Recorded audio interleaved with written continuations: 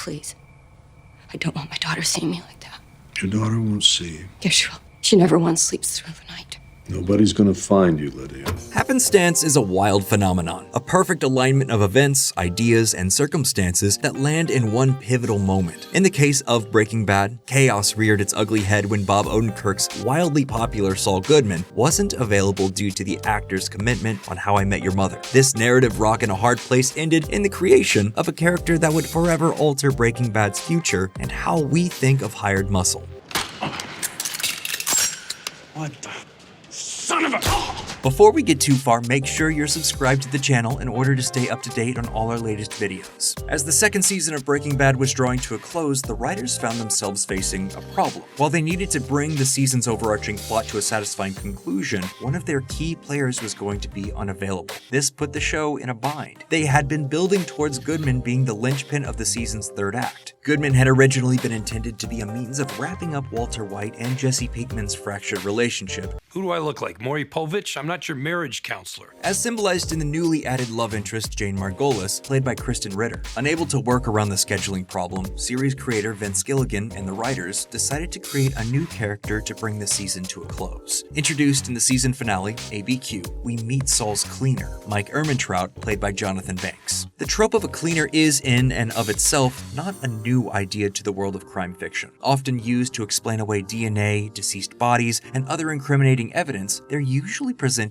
as cold and methodical. And that trope makes sense in the workmanlike nature of their business. While a dealer, hitman, or burglar performing a heist is often romantic, there's a monotony to the character that is just cleaning up the mess. But when done correctly, that character can be very compelling. And that is exactly what we got in Mike. When Jesse Pinkman wakes up to find his partner Jane deceased from asphyxiating on her own vomit, unknowingly due to Walter White not attempting to save her the night before as a means to regain control of his partner, Saul Goodman is called. In his stead, Mike is sent to help clean up the scene in order to keep the two out of trouble. As Mike helps clean up the scene, he coaches Jesse on what to say to the police. Here's your story.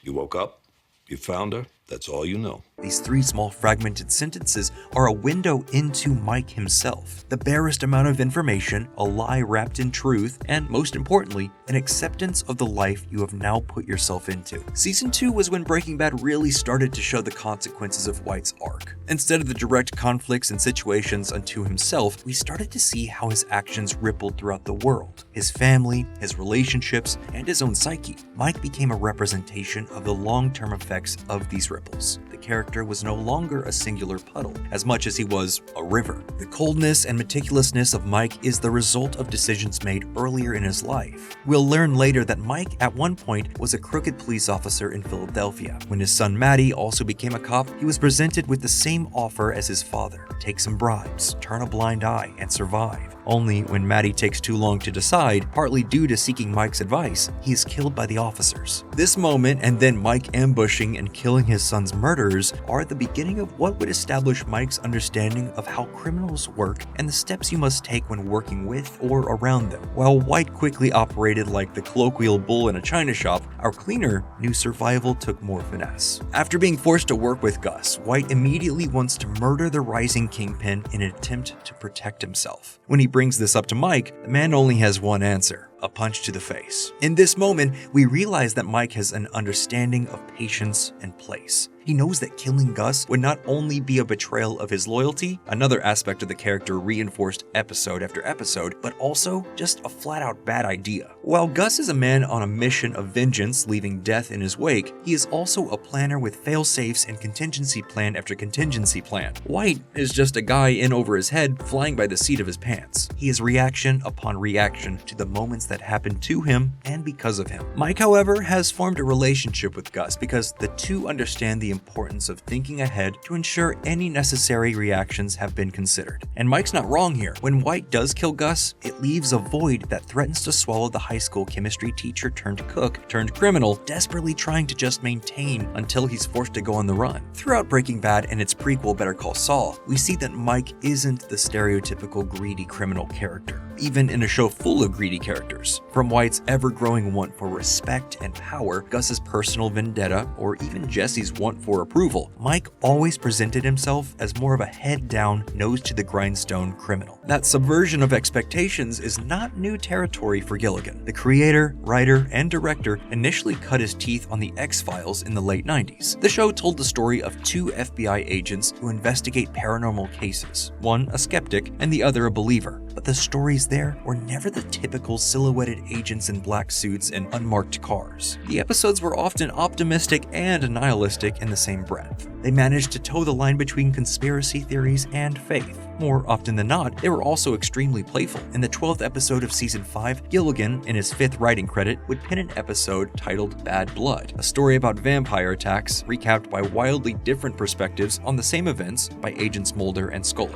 It's a sort of pitch-perfect way to let us inside a character's head as we see their indifferent interpretation of identical moments. In Breaking Bad and Better Call Saul, we see this same storytelling but as how characters deal with moments. Going back to Mike's introduction with Jesse and Jane, we understand so much about the character by the way he interacts with the death in contrast to Jesse. While Jesse has a much more relatable freak-out, terrified and feeling guilty due to both of them engaging in the same illegal activity, this all seems like secondhand to Mike. Another body and another mess to clean up. Mike never wants any more details than what he needs to know in order to finish the task at hand, because knowing any more draws him deeper into a whirlpool he has no interest in wading. That may seem like a cold reaction, and in lesser hands it might appear so. Luckily though, the actor playing Mike was Jonathan Banks. While obtaining his big break in the 80s crime drama Wise Guy, Banks had already been acting in smaller roles throughout the 70s and early 80s. A lot of those roles were in comedic films like Stir Crazy, Gremlins, and even The Adventures of Buckaroo Banzai Across the Eighth Dimension. That pedigree of strange directors like W.D. Richter, classic dramatists like Sidney Poitier, and legendary funny men Richard Pryor and Gene Wilder meant that Banks had an enormous palette of influences to draw from. It's easy to look at a character like Mike and remember the quote-unquote badass moments, his stony glare, or gruff responses. We were just supposed to scare you, that's all.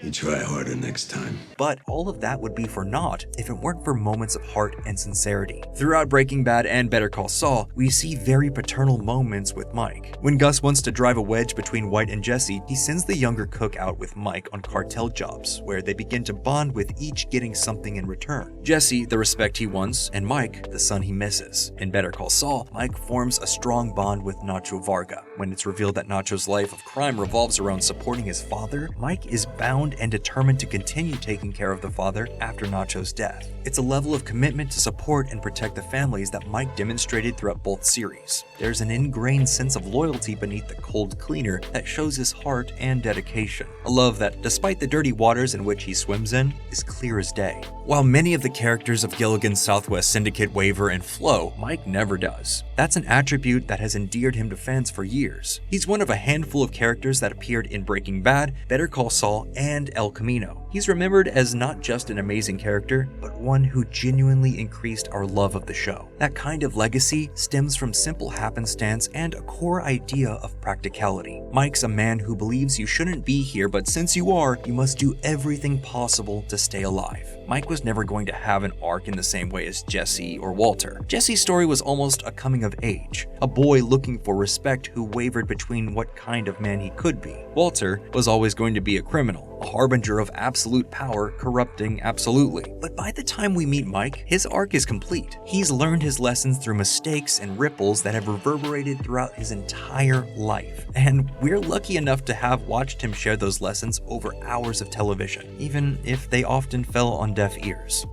So what do we think? Who are some other characters we meet already at their complete arc? Let us know down in the comments below, and as always, thank you so much for watching.